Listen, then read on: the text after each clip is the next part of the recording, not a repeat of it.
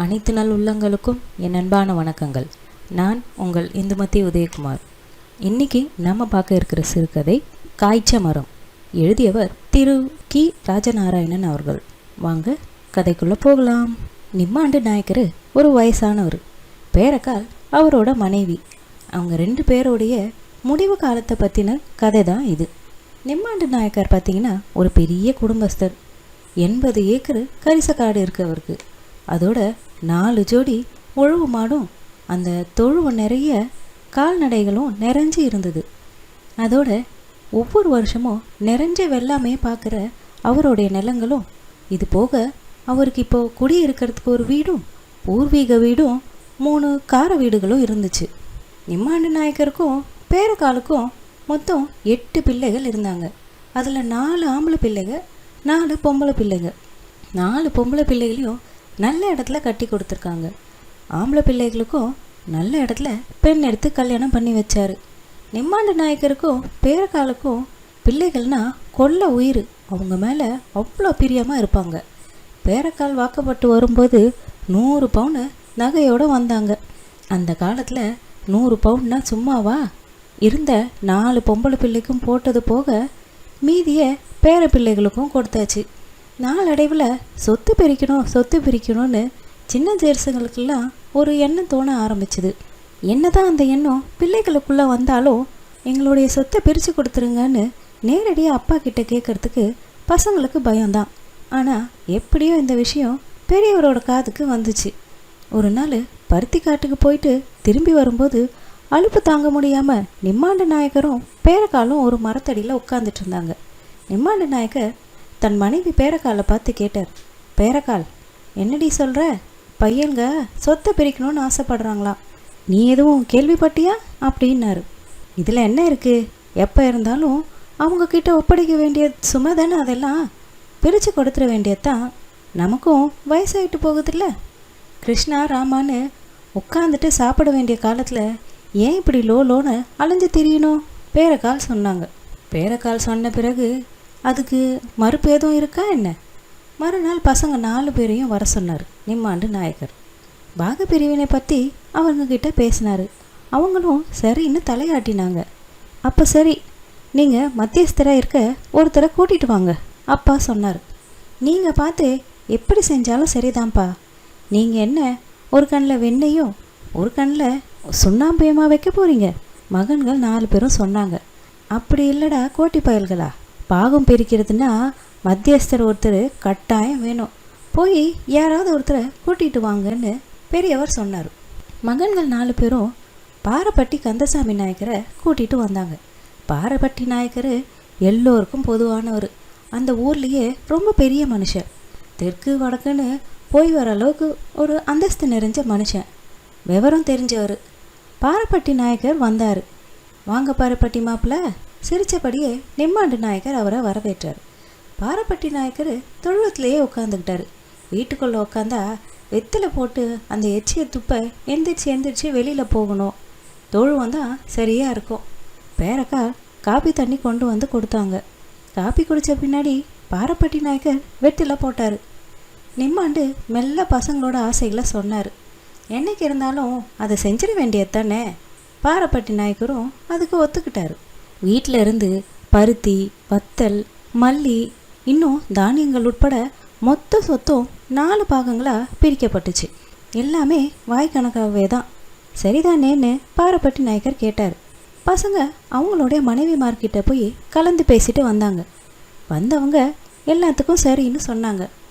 4 பாகங்களாக பிரிக்கப்பட்ட சொத்துக்கள் துண்டு சீட்டுகளில் எழுதப்பட்டுச்சு. அதை எல்லாத்தையும் பாறைப்பட்டி நாயக்கர் சுருட்டி குலுக்கி போட்டார்.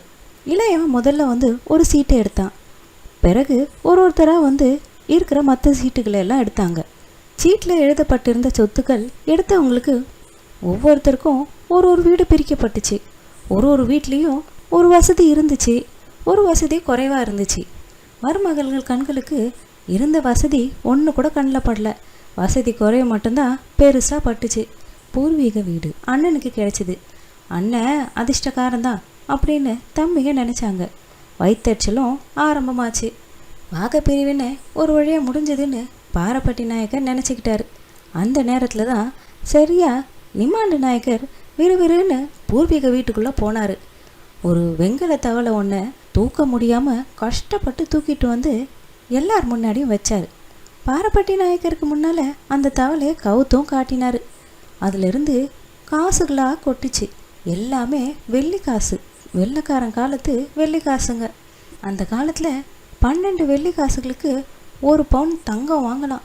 மொத்தம் 2000 வெள்ளி காசுகள் இருந்துச்சு. காசுகளையும் சரி சமமாக பகிர்ந்தாங்க. காசுகளை மகன்களுக்கு பகிர்ந்து கொடுக்கும்போது நிம்மாண்டு நாயக்கரோட முகத்தில் பார்க்கணுமே அவ்வளோ ஒரு பெருமையும் அந்த அளவுக்கு ஒரு சந்தோஷமும் இருந்துச்சு. நம்ம அப்பா மாதிரி இந்த ஊரில் யாரும் பிள்ளைகளுக்கு இப்படி பகிர்ந்து கொடுத்துருக்கவே மாட்டாங்கன்னு பிள்ளைகள் அவ்வளோ பெருமையாக நினச்சிக்கிட்டாங்க. பொல்லாத கிழவன் தான் இன்னும் இது மாதிரி எவ்வளோ பணத்தை எங்கெங்கே புதைச்சி வச்சுருக்காரோ அங்கே இருந்த எல்லாருமே நினச்சாங்க. பாரப்பட்டி நாயக்கருக்கு மட்டும் இது கவலையை தந்துச்சு. இப்போ இந்த கிழவர் பண்ணினது தேவையில்லாத வேலையெல்லாம் இருக்குது. பசங்களுக்கு தான் ஏற்கனவே போதுமான அளவு கொடுத்தாச்சே. வத்தல், பருத்தி, உளுந்து, மல்லின்னு எல்லாத்தையும் மொத்தமாக பிரித்து கொடுத்தாச்சு. இப்போ போய் இவர் ஏன் இந்த பணத்தையும் பகிர்ந்து கொடுக்கணும்? ஏதாவது நோக்காடு சாவுன்னா பிரயோஜனப்படும்ல. பாரப்பட்டி நாயக்கர் நினச்சிக்கிட்டாரு. நிம்மாண்டு பாரப்பட்டியை பார்த்து சொன்னார், இத்தனை நாள் பிள்ளைக என் கையை எதிர்பார்த்துட்டு இருந்தாங்க, இனினா அவங்க கையை எதிர்பார்த்துட்டு இருக்கணும். அதன் பிறகு பிள்ளைகளை பார்த்து சொன்னார், பாருங்கப்பா, இருக்கிறது எல்லாத்தையும் உங்களுக்கே கொடுத்தாச்சு. அம்மா போட்டிருக்க கம்மல், நான் போட்டிருக்க வெள்ளி அருணாக்கயிறு மட்டும்தான் மிச்சம். இனி எங்களுக்குன்னு 3 வேளை கஞ்சியும் கட்டிக்க துணியும் தலைக்கு எண்ணெயும் உங்கள் பொறுப்பு தான். சிரிச்சுக்கிட்டே சொன்னார் நிம்மாண்டு நாயக்கர். நிம்மாண்டு நாயக்கரும் பேரக்காலும் ஒவ்வொரு மாதமும் ஒவ்வொரு மகன் வீட்டில் இருக்கிறதா முடிவாக்கப்பட்டுச்சு. முதல் தடவை எந்த பிரச்சனையும் இல்லை. 4 வீட்லேயும் நல்ல கவனிப்பு. ஆனால் நாளாக நாளாக நிலைமை ரொம்ப மோசமாச்சு. 3 வேளை சாப்பாடு 2 வேலையாச்சு. 2 வேளை காப்பி 1 வேலையாச்சு. பேரக்காலுக்கு வெத்தலை போடுறதுனா ரொம்ப பிரியம். ஆனால் அவங்க பிரியமாக போடுற அந்த வெத்தலையும் நிறுத்தப்பட்டுச்சு. அடுத்தடுத்த மாதங்களில் தலைக்கு எண்ணெய் கூட கிடைக்காம போச்சு. அதோட உடுத்துறதுக்கு தந்துட்டு இருந்த மாற்று துணியும் குறைஞ்சி போச்சு. வயசானவங்க 2 பேரும் சரியான ஆகாரமும் சவரஷ்ணியும் இல்லாமல் மெலிஞ்சு போக ஆரம்பித்தாங்க. உடம்பெல்லாம் வங்கு வத்தி போய் 2 பேரும் சாயம் போன கந்த துணி போல் ஆயிட்டாங்க. எண்ணெய் தேய்க்காததால் தலை அட்டு பிடிச்சி பிசு பிசுன்னு ஆகிப்போச்சு. தாங்க முடியாமல் பேரக்கால் ஊர்குளத்தில் போய் களிமண்ணை தேய்ச்சி தேய்ச்சி குளிச்சுட்டு வந்தா. அன்னைக்குன்னு பார்த்து தற்செயலாக சின்ன மக அப்பா அம்மாவை பார்த்துட்டு போக வந்தவ நிலைமையை புரிஞ்சுக்கிட்டா. கோபத்தோடவும் ஆங்காரத்தோடவும் தன்னோட 4 அண்ணன்களையும் மதினிமார்களையும் திட்டி தீத்தா. நிம்மாண்டு நாயக்கரும் பேரக்காலும் குனிஞ்ச தலை நிமிராமல் தங்களுடைய நிலைமையை நினச்சி கண்ணீர் வடிச்சிட்டு இருந்தாங்க. தன்னோட வந்துடும்படி மக அப்பா அம்மாவை எவ்வளோ கெஞ்சினா. கொஞ்ச நேரம் பெரியவர் பேசாமல் இருந்தார். பிறகு சொன்னார், சம்பந்திக்காரங்க வீட்டில் போய் இருக்கிறது நல்லது இல்லைம்மா. நீ எங்களை பற்றி கவலைப்படாத, நிம்மதியாக ஊருக்கு போன்னாரு. அன்னைக்கு ராத்திரியே வயசானவங்க 2 பேருக்கும் தூக்கமே வரல. ஆதரவு இல்லாத நிலையை நினச்சி கலங்கி போயிட்டாங்க. பேரக்கால் நிம்மாண்டு நாயக்கரோட காதில் மெதுவாக கேட்டா, எங்கேயாவது கண்காணாத இடத்துக்கு போயிடுவோமா? அவருக்கும் அதுதான் சரின்னு பட்டுச்சு. சரின்னு மனைவிக்கு சொல்லி வச்சிருந்தார். 2 நாள் கழிச்சு நடுவில் உள்ள மக வந்தா. அப்பா அம்மாவுக்கு பிடிச்ச பலகாரம் பண்டம் எல்லாத்தையும் கொண்டு வந்து கொடுத்தா. அவங்க நிலைமையை கண்டு கண்ணீரும் விட்டா. போகும்போது அப்பா அம்மா கையில் கொஞ்சம் பணம் கொடுத்து நினைக்கிறத வாங்கி சாப்பிடுங்கன்னு சொல்லிட்டு போனான். ஊரை விட்டு போக நினச்சிக்கிட்டு இருந்த அவங்களுக்கு அந்த பணம் உதவியாக இருந்துச்சு. மக கொடுத்த பணத்தை வச்சுக்கிட்டு ஒரு நாள் விடிய காலையில் 2 பேரும் கோவில்பட்டிக்கு புறப்பட்டு போனாங்க. தெரிஞ்சவங்க கண்ணில் படாமல் பயந்து பயந்து நடந்து போனாங்க. கம்மலையும் வெள்ளி அருணாக்கடியையும் விட்டாங்க. சாமியை கும்பிட்டுட்டு ரயில் ஏறி மதுரைக்கு போனவங்க மதுரை ரயில்வே ஸ்டேஷனில் கணக்கு வழக்கு இல்லாத கூட்டத்தில் என்ன செய்யறது எங்கே போகிறதுன்னு தெரியாமல் 2 பேரும் அங்கேயே உட்காந்துட்டு இருந்தாங்க. அந்த கூட்டத்துலேயும் பேரக்கால் கிட்ட ஒரு சின்ன குழந்தை ஓடி வந்து ஒட்டிக்கிச்சு. பேரக்கால் குழந்தைய ரொம்ப ஆசையாக அணைச்சிக்கிட்டா.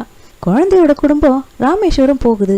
எங்கே போகிறதுன்னு தெரியாமல் முழிச்சிக்கிட்டு இருந்த இவங்களும் ராமேஸ்வரம் போயிடலான்னு முடிவு பண்ணி புறப்பட்டு போனாங்க. ரயில் பேரக்கால குலுக்கி குலுக்கி தாளாட்டுச்சு. பேரக்கால் அந்த ரயிலே நல்லா தூங்கி போனாங்க. இப்பேற்பட்ட குடும்பத்தில் பிறந்த பொண்ணு இப்படி ஆயிடுச்சேன்னு பேரக்காலை பார்த்து மனசு ஒடிஞ்சு போனார் நிம்மாண்டு நாயக்கர். நினைக்கும் போதே அவருக்கு கண்ணும் கலங்குச்சு. இவங்க காணாமல் போன சமாச்சாரம் முதல்ல ஊருக்கு தான் தெரிஞ்சுது. அதன் பிறகு தான் பிள்ளைகளுக்கே தெரிய வந்துச்சு. பிள்ளைகள் மனசு பதறி போச்சு. என்ன இருந்தாலும் பெத்த தாய் தகப்பன் இல்லையா? ஆனால் மருமகள்களுக்கு எங்கேனாவது கிடக்குங்கன்னு எரிச்சலோடு சொன்னாங்க. ஒரு நாள் ஒரு செய்தி காட்டுத்தீ போல் பரவுச்சு. கிணத்துல ஒரு தாத்தாவும் பாட்டியும் பொணமா மல்லாக்க மிதக்குறாங்களாம். எல்லோரும் ஓடி போய் பார்த்தாங்க. பிள்ளைங்க பதறி அடிச்சுக்கிட்டு போய் பார்த்தாங்க. ஆனால் அது அவங்க இல்லை. பிள்ளைகள் கொஞ்ச நாள் தாய் தகப்பனை ஓடி ஆடி தேடினாங்க. ஒரு தகவலும் கிடைக்கல. நிம்மாண்டு நாயக்கரும் பேரக்காலும் காணாமல் போய் 4-5 வருஷம் ஆச்சு. அதுக்கு பின்னாடி அவங்க பிள்ளைகளும் சரி, அந்த ஊரும் சரி, அவங்கள ஒரேடியாக மறந்தும் போச்சு. ஒரு நாள் நேர்த்திக்கடன் செலுத்துறதுக்காக பாரப்பட்டி நாயக்கர் ராமேஸ்வரம் போயிருந்தார். சாமி கும்பிடுறதுக்காக கோயிலுக்கு போகும்போது கோயில் வாசல்லையே 2 பக்கத்துலேயும் பிச்சைக்காரங்க உட்காந்துட்டு இருந்தாங்க. அதில் பாரப்பட்டி நாயக்கர் தற்செயலாக திரும்பி பார்த்தாரு. திகைச்சு போய் நின்றுட்டாரு. எங்கேயோ பார்த்த முகமாக இருக்கேன்னு ஒத்து கவனிச்சாரு. பார்த்ததும் பதறி போயிட்டாரு. அந்த பிச்சைக்காரர்கள் வரிசையில் நிம்மாண்டு நாயக்கரும் பேரக்காலும் இருந்தாங்க. 2 பேர் தலையும் மொட்டை போடப்பட்டிருந்துச்சு. பாரப்பட்டியால் தாங்கிக்க முடியல இப்படி ஒரு கோலத்தில் அவங்கள பார்க்கறதுக்கு. தலையில் அடிச்சுக்கிட்டு ஓன்னு அழுதாரு. வயசானவங்க 2 பேரும் கொஞ்சமும் கலங்கலை. கண்ணில் இருந்து ஒரு பொட்டு கண்ணீர் கூட வரல. நிம்மாண்டு நாயக்கருக்கு பாரப்பட்டி நாயக்கரை கொஞ்சமும் அடையாளம் தெரியல. முன்ன பின்ன தெரியாத ஆளை பார்க்கறது மாதிரி பார்த்தாரு. 4 வருஷம் ஆனதில் வயசும் ஆச்சு, ஞாபக மறதியும் அதிகரிச்சிருக்கும். ஆனால் பேரக்காலுக்கு பாரப்பட்டி நாயக்கரை நல்லா அடையாளம் தெரிஞ்சுது. வாயை திறந்து ஒரே ஒரு வார்த்தை மட்டும் பேசினான். என் பிள்ளைங்க எல்லாரும் நல்லா இருக்காங்களா? கதை முற்றும். என்னங்க, இந்த கதையை கேட்டிங்களா?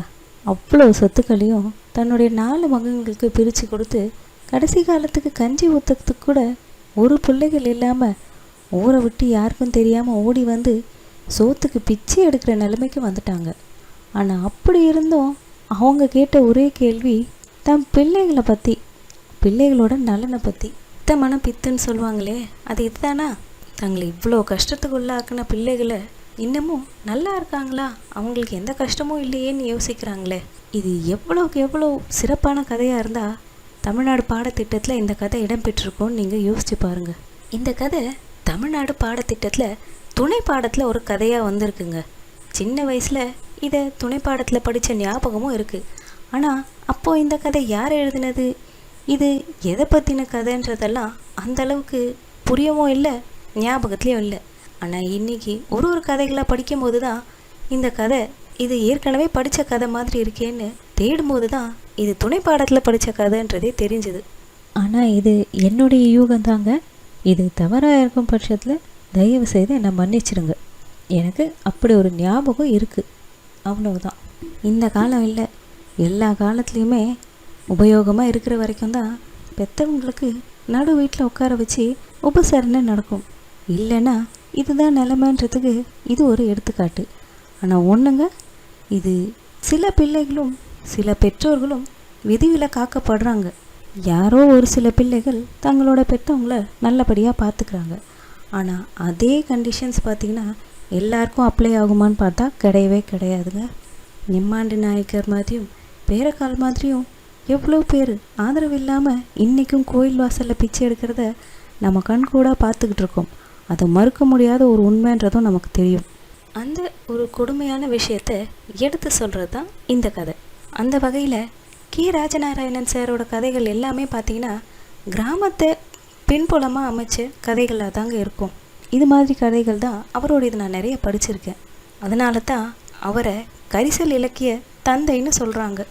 சரிங்க, இந்த கதை உங்களுக்கு பிடிச்சிருந்தா லைக் பண்ணுங்கள், ஷேர் பண்ணுங்கள். இன்னும் இது மாதிரி நல்ல கதைகளுக்கு நம்ம சேனலை மறக்காமல் சப்ஸ்கிரைப் பண்ணிக்கோங்க. இந்த கதையை பற்றின கமெண்ட்ஸை கீழே கமெண்ட் பாக்ஸில் பதிவு பண்ணுங்கள். திரும்ப வேறொரு நல்ல கதையுடன் நான் உங்களை மீண்டும் சந்திக்கிறேன். அதுவரையில் நன்றி.